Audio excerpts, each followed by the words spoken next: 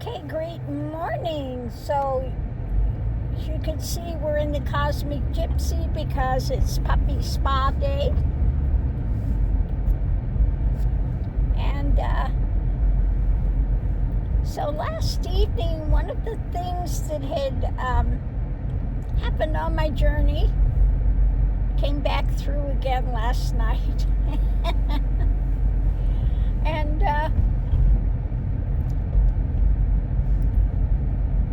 you have so many things that come up if you have that Kundalini awakening and you're doing that journey, that transition.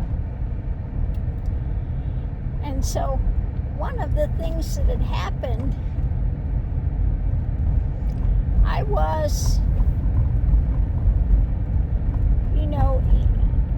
apparently in another dimension, but I was standing there and all of a sudden this buckboard was coming by.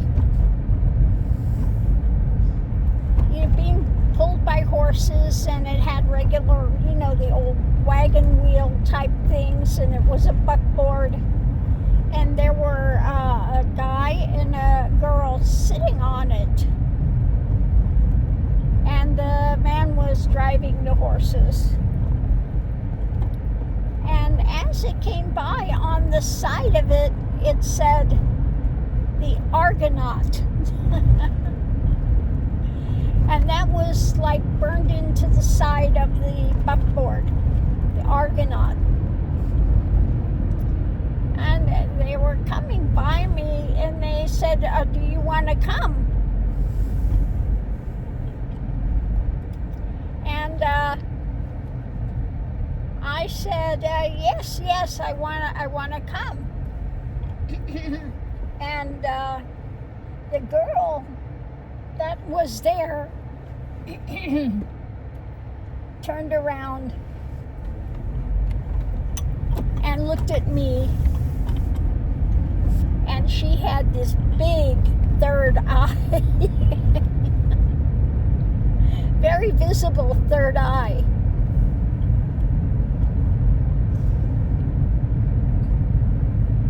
And so that's just one of the many odd adventure things that happen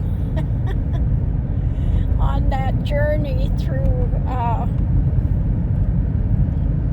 that awakening. Okay.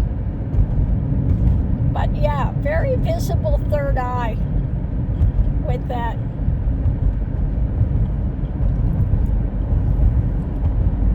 And that just came back again last evening. I totally forgot about, that happening. But yeah, I said the Argonaut.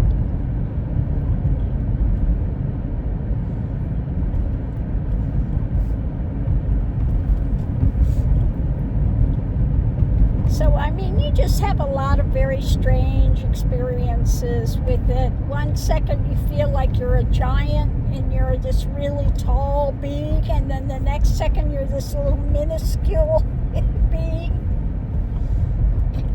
And all of these are fluctuations and changes in consciousness that you experience to show you, especially in this density, that you are not this body. This body is just a vehicle for expression on this planet, okay?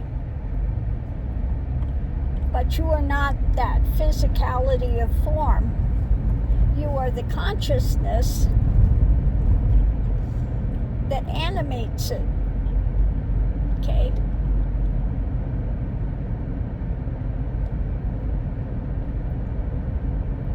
So one thing I always saw that the scientists were wrong about, that they think that the brain creates consciousness. No, consciousness programs the brain. And this is why if you've had a stroke or something, it's so important to start working on that immediately to retrain the body, okay? Because the consciousness is like the programmer, the brain is like the computer, but you need to have a programmer for the computer, so they have it backwards. They have it backwards as to how it works. The brain does not create consciousness. Consciousness programs the brain. Okay?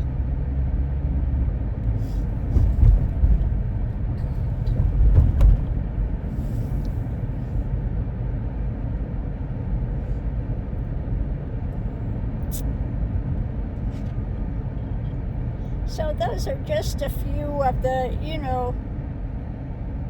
few things that come through. And, like I said, when there is that final dynamic, they're talking now about zero point energy.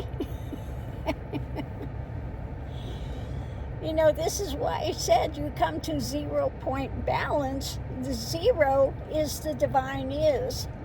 They talk about going into the void, but it's not a devoid. It's a pregnant void. Pregnant with everything that will ever come into the universe. The divine is. I call it the divine is. 0 point. You go into 0 point balance. Okay? And the mind stills, and one is in direct consciousness, direct conscious awareness, rather than going through the mind spin. Okay? So that's how that works. But again, star seeds and ones come as light workers to aid the planet. When they come in, the veil is closed on it. You don't remember your past star system lives and things. You have to go through the experience here yourself so that you can aid others how to go forward, because you can't give a map to others if you haven't done the journey yourself. So that's why everything is closed off. Now, when you're really young, there may be some remembrance there, but it closes up. As you get a little older.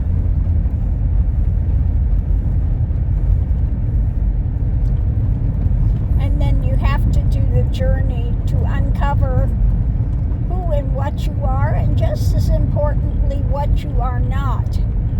Okay? And that's what the whole journey is about.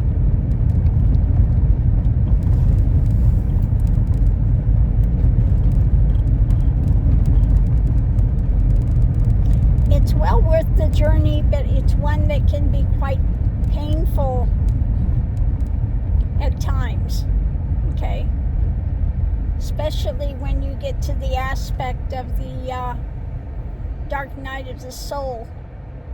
That's very, very challenging. Okay? Very challenging. But so many things open up. You may have immediate downloads, which have happened many times here, where something is just known in its completeness. It's not something you study. It's just there. It's just knowledge that's immediately there.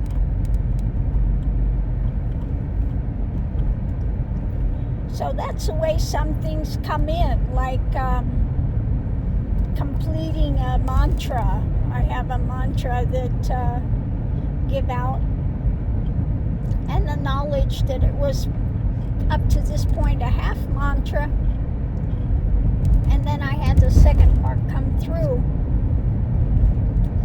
to make it a complete mantra, or an expansion. There is one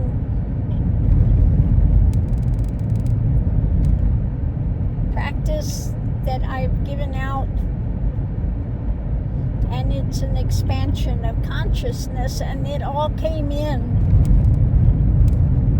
line by line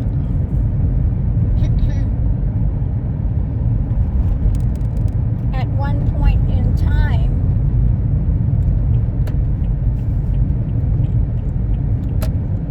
As my journey was going. so when I came out of that, every line was still there. And so that's how that came about. So many of these things that are given out from here come through direct consciousness, downloads, if you will, just knowingness. And the way I work is on an energetic level and just knowingness. Okay. Once in a while, I will have an impression. I'll have to say an impression of a visualization, because I'm not really seeing things. I have an impression of it. It's the only way I can, it's impressed on me as to what it is. Like the other day when I saw, sometimes Trump in quicksand, or these other things are, chained like an animal and trying to chew his way out, and, those things, they come in as an impression that happens. Or sometime if I am connecting and working with somebody energetically, you will feel their pain or whatever they're going through in your own body. You can feel that. That's why, if you are somebody that's working and waking up as an empath, and you're feeling fine, and then all of a sudden you get close to somebody and your thoughts are changing, or you're feeling something odd, then look to see, because 9 out of 10, it's not yours, it's somebody else's that you're feeling and you're picking up. Okay? So that's one of the things that opens up and one navigates through,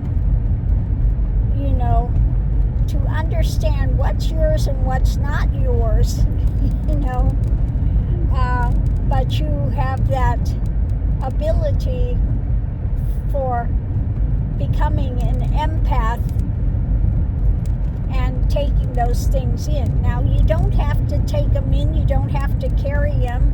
It's not yours to carry. So don't hold on to it, Now, people worry about me doing these things and, oh my God, and it's so toxic, and you need to know, these things don't touch me. I'm like the sky, okay? It doesn't touch me at all. It's not burdensome. I don't feel it. I don't hold it. I don't carry it.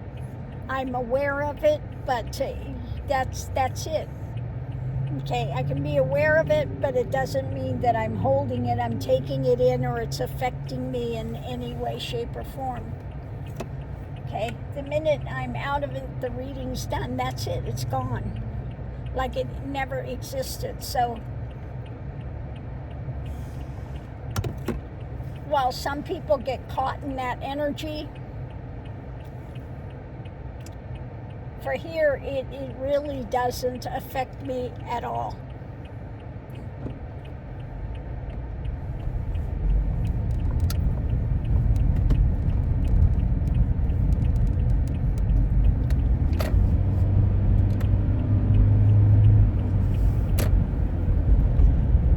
So anyway, on that note, I will leave that here.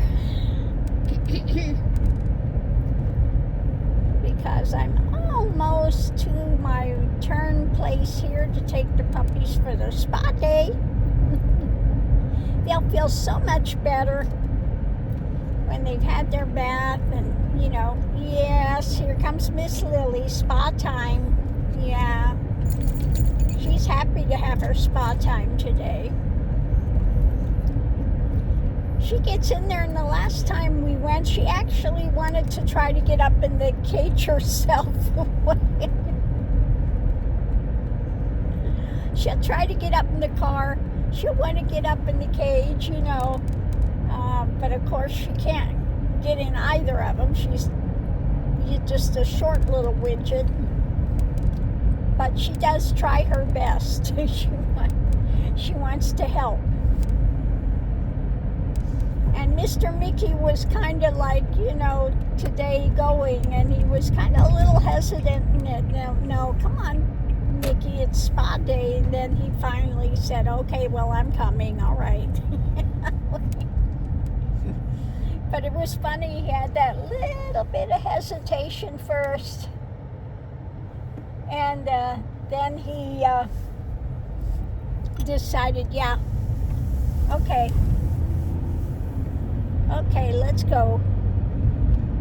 But he wanted to ride in the Cosmic Gypsy today, so that's why we're taking this one instead of the small car.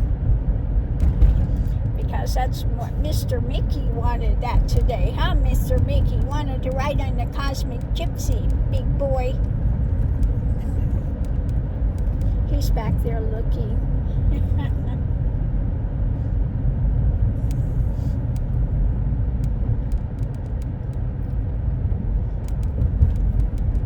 So anyway, we're almost to our puppy spa place, so I'm going to stop this for now, and we'll see you online.